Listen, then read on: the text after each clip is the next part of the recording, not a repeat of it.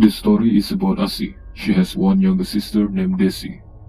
Asi is a pleasant and talkative woman. However, when she just met someone new, Asi tends to act cold. Asi is currently 20 years old. Asi and her family recently moved from Bekasi to the city of Bersinar in central Java. The house that Asi lives is an old house that still has a strong Javanese accent. According to the local residents, before they occupied this house, the previous owner of the house had a habit of collecting heirlooms. Until now, the heirloom is still on the display. There is a complete gamelan that is still well maintained, and in every corner of the room there is a white cloth wrapped around each blandar, a wooden block found in the construction of a wooden house, which looks scary and makes the goosebump. 2 years have passed and no weird things happen. The days they spent at the house were always pleasant. They received a positive response from local residents, but after that the disturbance began to manifest themselves. One night, Asi, who was sitting with all her family members, was enjoying a delicious meal that night. The sound of a bowl being hit with a small spoon was heard from a distance, giving a distinctive sound when a bakso vendor was peddling his wares. The atmosphere of the dinner was warm. The gathering of a large family made the kinship even closer. When finished, Asi headed to the kitchen to immediately wash the dirty dishes. Incidentally, the location of the kitchen is close to the back door leading to the bathroom. After finishing washing the dishes, Asi immediately returned to the family room to chat. The family room in the house has it back to the old gamelan but is still well maintained. Every time Asi looked at the gamelan, it felt like something was strange. Maybe it's just a feeling, thought Asi when she first moved into her new home. Without their knowing, it was already 10 o'clock at night. One by one from them, brother, father and mother left the room to enter their respective room, leaving Asi and her younger sister who are still at the living room. Desi is a beautiful girl who grew up only 2 years apart from Asi. After 2 years of Asi living in her new home, little by little Asi can memorize the Javanese language even though it's still random. When they were busy chatting, suddenly they heard a little soft voice of people screaming for help. Is that the voice of someone asking for help? Who is it? Asked Desi, who is sharpening his hearing. Are you sure? Asi answered curiously. Yes, try to listen to it again, explained Desi. Help, help. There's a voice of people asking for help, said Asi then. Let's take a look outside, said Asi. When they were outside the house, it turned out that there were already several residents who were crowding the person. Out of curiosity, Asi and Desi approached the crowd of residents. Trembling, the man recounted what had happened to him. The man saw the figure of Pochong floating above the tile of Asi's house. Then he ran screaming for help. Those who were shocked then also looked at the roof of the house. They found nothing but an old blackish brown tile. Where's the Pochong? There's nothing there, said one of the residents. It's true, I just saw the figure, said the man who was still scared. Then the man was calmed by one of the residents who were there. It's okay, calm down. It's not there anymore. Soon, after everything was conducive, the residents finally dispersed and the bakso seller chose to just go home. One of the residents said something that made Asi think. There must be because Mr. Sugeng's house has been occupied from the start, but there is no recitation, said a middle-aged woman. Her interlocutor just nodded as if she agreed with the neighbor's word. Then Asi and Desi walked toward the door of the house. Maybe what the neighbor said earlier was true. I have to talk to Mom to hold a recitation tomorrow, I thought at that time. Is it true that there is Pochong in the house? Asked Desi. You don't have to think about it. You'll be scared later, said Asi while opening the door hinges. I'm afraid, said Desi. Come on, let's go to the room and go to sleep, said Asi to Desi. Before they entered the room, Asi told Desi to go to the bathroom to clean her face, hands and feet first. Asi will clean the bed before it's used to lie down. When Asi was changing the mattress cover, she was startled by the creaking sound of his bedroom door. The dominant old wood and rusty iron hinge make it sound clearer.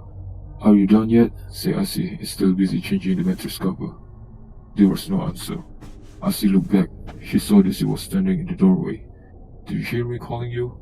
Asi asked, annoyed. Still no answer from Desi.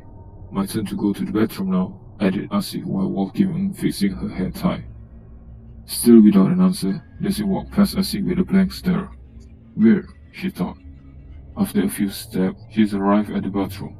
Suddenly the door opened and Desi appeared outside while wiping his face with a towel. Asi was shocked when she saw that Desi was there. Do you just finish? Asked Asi. Asi's hairs on the neck stood up and left question in her head. Yes, answered her sister to Asi. It's my turn to clean up. I already cleaned the room, said Asi, trying to stay calm while taking a towel on a wooden hook beside the exit. Yes, ma'am, Desi answered shortly. As she passes Desi, she started to think. Then who was in the room earlier? Thought Asi. Instantly the hair on her neck stood up. When Asi was in the bathroom, suddenly there was a strong scent of jasmine flower. Without caring too much, she continued to take baths so that she can finish quickly and go to sleep. Suddenly, there was a very low female voice sobbing behind the bathroom wall, like the sound of someone crying sadly. After finished bathing, Asi looked for the source of the sound. There was no one but the sound of the cricket and the fraction of the tree branches. Again the voice was heard, louder and made her goosebump even more. Slowly the voice turned into laughter. Right on the roof of the bathroom, the figure of the Kutiana was sitting watching the frightened Asi. Asi was unable to move at all the moment she saw the Kuntilana. Just stared at the figure without her head tilted and smiled slyly. Tried to scream but to no avail. The more Asi refused, the weaker her body became. Sis, called Desi while patting her shoulder. Astaghfirullah, Desi, I'm surprised. Asi answered while looking. I called you so many times but you didn't answer. You spent too long in the bathroom. I was afraid to be alone in the room, said Desi to her. Asi didn't tell Desi about what had just happened to her, remembering that Desi is a coward. Alhamdulillah, thought Asi at the time. Because of Desi calling her, Asi was free from the Kuntilana. They immediately went to their room and went to sleep, because it was already 12 o'clock at night. After a few minutes laying down, Desi was already fall asleep. Suddenly, cool air came in. Asi saw the window covered by a transparent white cloth waving in the wind. I thought I closed the window earlier. Why is it open?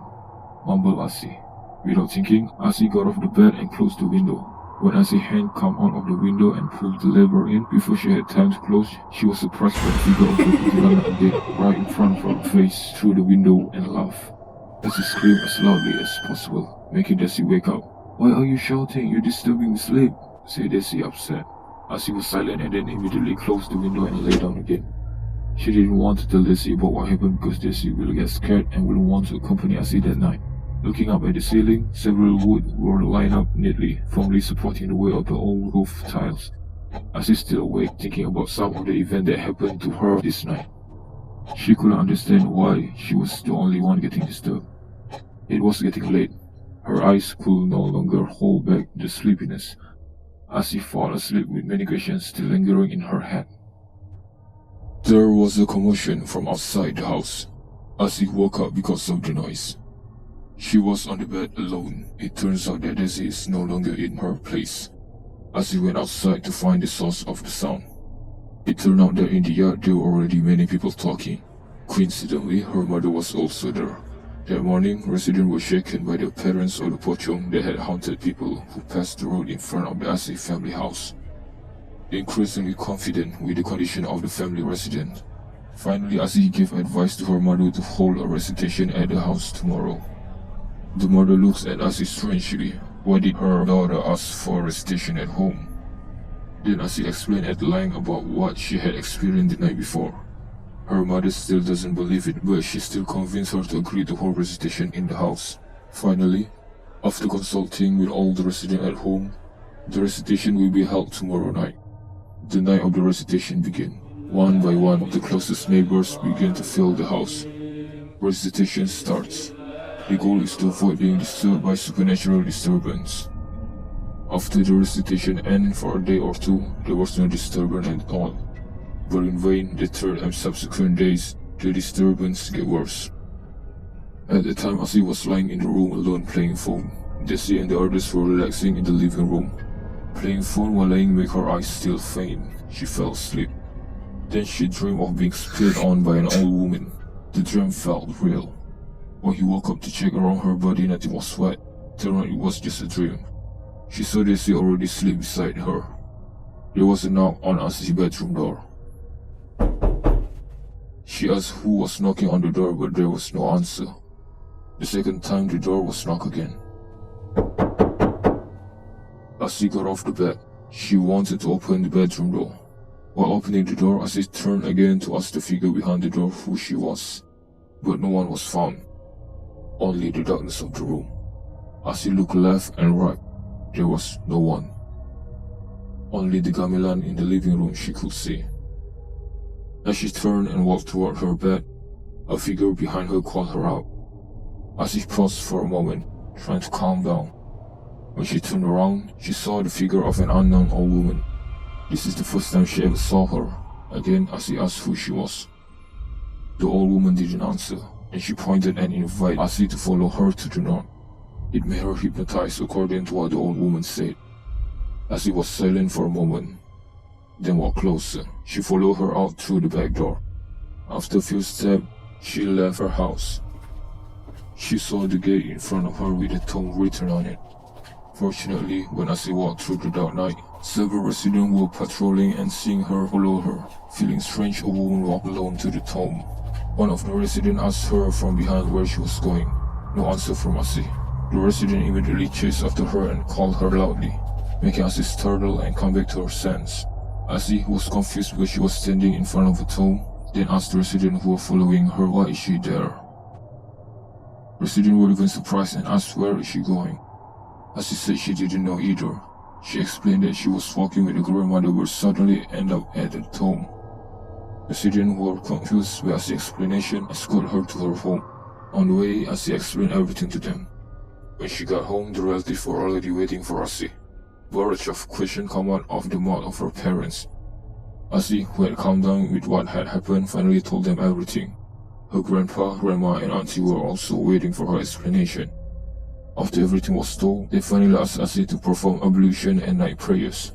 Still in a crowded state in Asi's house. Time passed and crowded atmosphere calmed down. A moment later, Asi was with her grandfather, grandmother, and auntie. They were in the living room. To be precise, the room with the gamelan. Suddenly, while they are chatting, they were the sound of a woman singing in Japanese style with the sound of gamelan and the scent of jasmine flower in the living room. Asi, who was there, was shocked, and not only her, others also hear it. The voice is soft but clear, very clear. Asi and her sister Jessie is terrified. At that moment, Grandma, who was close to the Quran, took it and read it. Asi and Jessie is in the arm of her grandma and auntie. Meanwhile, her grandfather and brother read their prayers as best as they could. The louder the sound is accompanied by the chanting of the Holy Quran. Asi and her sister are terrified that they feel weak. Suddenly, Asi fainted. She woke up to the sound of the call to prayers and down with the Quran above her head. That night was a very scary night for Asi. The next night, when Grandma rested in the Asi room, Grandma woke up because she felt like she being spit on and her leg getting pulled. When she woke up and looked around her, she found nothing was wet, but there was a few scratches on her feet. Not only that, Asi auntie also experienced the same thing, getting spit and her feet pulled. The longer the disturbance, the more overwhelmed the whole house became. One night, Asi just got home from work. When she was about to park her vehicle, again she felt something unusual. She smelled a very smelly odor, making Asi cover her nose. As she walked in and closed the door, suddenly the door was knocked 3 times but with a different sound and rhythm, not like a knock on the door in general. The unknown voice was low and seemed to be knocking the door using his head accompanied by a strong stench. Asi then realized that this was definitely not human. She tried to see through the gap in the wooden window that was right to the next door. There was no one outside. Then the sound came back again. Again she looked through the gap in the window. The figure of a Persian was floating with his head turned upside down and looking straight at Asi. She screamed loudly and ran scared. She went into her parents' room but it was empty. Then she ran to another room but no one was there. Suddenly, as she passed the living room, she sees that the living room was very crowded, as if there was a spectacle. The sound of a gamelan, people singing and people cheering. She couldn't recognize who was all of them are because they were facing other direction. Asi stood up silently watching extraordinary sight. Suddenly the sound of gamelan, singing and cheers stopped. All of the beings who were there turned and looked at Asi that's standing still. The mysterious crowd was full of blood, some with broken face, some are headless, while others floating. All of them looked at her dead in the eye. Suddenly everything went dark. Asi passed out. Asi fainted and woke up on her mother's lap. With the scent of eucalyptus oil, she slowly opened her eyes. In front of her there were many people waiting for her to wake up. Because of this terrible incident, Finally, Asi father called an ustad, a religious Islamic scholar who hopefully can help solve Asi and family disturbance problem. The next day, the ustad came to the house. After meditating and looking around the house, he explained what's wrong with the house. There are so many spirits that are living in Asi's house because of the previous owner that like to collect heirlooms that are haunted. It seems that the spirit here don't want to move out because they have occupied this place for a long time. In other words, they just want to tell Asi's family that they are here to stay by disturbing them. Asi and family shocked and helpless hearing what Ustaz told them. They pass. One afternoon on a rainy day, there was a woman knocking on the door while giving Islamic readings. Daisy, who's on the living room, asked who she was. Apparently, she is Asi's friend from the same office. Her name is Tuti. Daisy invited Tuti to come in while waiting for Asi, who is taking a bath. Shortly later, Asi came out and met Tuti. They planned to go out but failed because suddenly it started to rain. The smell of the soil that was hit by the pouring rain made Asi shrivel her nose. The two of them chatted non-stop about their work and other things. The rain ongoing until night and doesn't show that it'll stop soon. It was already late at night, so Tuti have no choice but to sleep at Asi's house. While talking in the living room, which also where the gamelan located, they suddenly heard the sound from one of the gamelan instruments. Tuti was surprised. They looked at each other and fell silent for a moment without speaking. Tuti asked if Asi heard the sound. Asi gave a nudging gesture. They, who had been sitting far apart, now were close to each other. Fear and silent, Tuti, who was shaking, urged Asi to move to her room. Asi nodded. Before going to Asi's room, she asked for Asi to accompany her to the bathroom. When Tuti walked toward the bathroom, Tuti heard a humming voice. Sounds like someone is calling her, but she's not sure about it. Tuti thought it was Asi's voice and asked her what she's doing. Asi, who was waiting outside the bathroom, was confused and asked Tuti what she meant by that. Tuti said that she thought Asi left her alone. After a while, there was again a soft humming sound, making Tuti in the bathroom think it was Asi's voice. Tuti begged Asi to stop humming because it scared her. There was no answer from Asi. Tuti immediately opened the bathroom door, and she's surprised to see Asi was sitting while humming. Tuti nimbly pulled Asi up and brought her inside the room. In the middle of the trip, Asi stopped and making Tuti jump back. With a flat, deep voice, Asi said that she wanted to drink water. Tuti nodded and replied that she will go to the room first. When Tuti passed the living room, she heard the sound again. Feeling being watched, Tuti continued her pace faster. Arriving at the door of the room, Tuti forced open the door and saw that Asi and Daisy were sitting, waiting for her who's been too long in the bathroom. Tuti eyes wide open. She's speechless. So who was there with her before? Asi explained that Tuti was in the bathroom for too long while singing and humming, so she left Tuti out of fear. Tuti immediately went limp hearing what Asi says. She then sat down and told what had happened to her. When they were seriously listening to Tuti's story, suddenly they heard the sound of a horseshoe's footstep and the tinkling of bell outside the house. For a moment they were silent in the room. Curiosity beats fear. Asi is followed by Tuti from behind, trying to look through the window. Now for Daisy, who chose to cover her body with a blanket.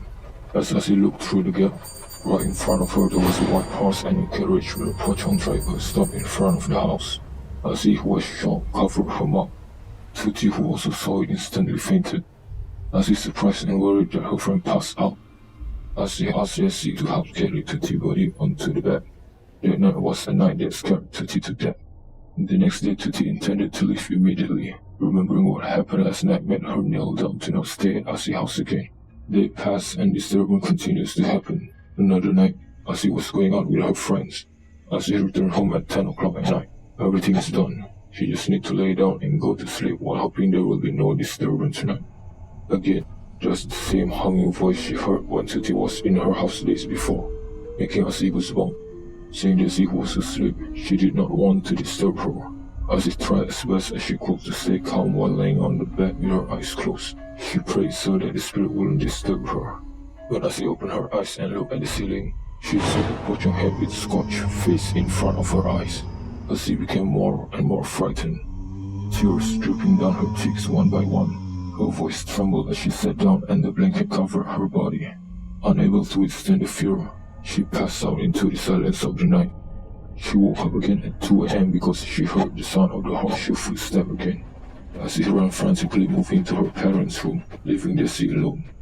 Asih wakes her mom and dad and tells them what just happened. It turned out that they also have been experiencing the same thing as them, but they don't want to tell her and Desi, thinking that they will get used to something like this and the disturbance will fade away soon. Asih in a sad tone asks her parent why is she getting disturbed more than anyone else in the house. Her parents have no clue either, but there's something that happened when Asih is still in her mother's womb. And this is probably the reason why Asih is the one that gets disturbed the most compared to others. Before Asih was born and still in her mother's womb, her mom, who had been wanted to go to the Bidadari Island, was finally obeyed by her husband. They safely landed on Bidadari Island using boat. They planned to be there for just one day. As they walked past through the woods to go to a nicer picnic spot, they saw a black human-like ape shadow with thick hair. Asih then thought it was Genderuwo, Javanese mythical creatures with human-like ape features that can mimic any human and do something obscene, especially to women. But he didn't tell her about what she thought and said to her that it was only a wild animal, probably a monkey, because he didn't want to scare her. They continued with their vacation.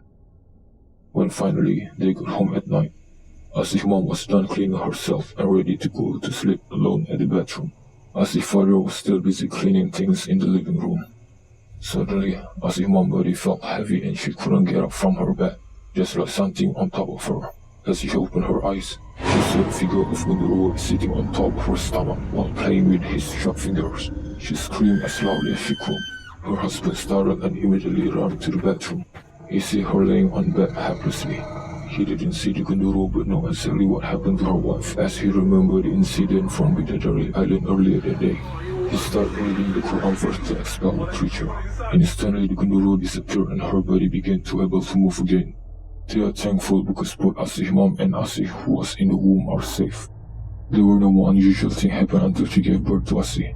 But the Genderuwo incident might be the reason why Asih attracted more spirit to her compared to anybody else.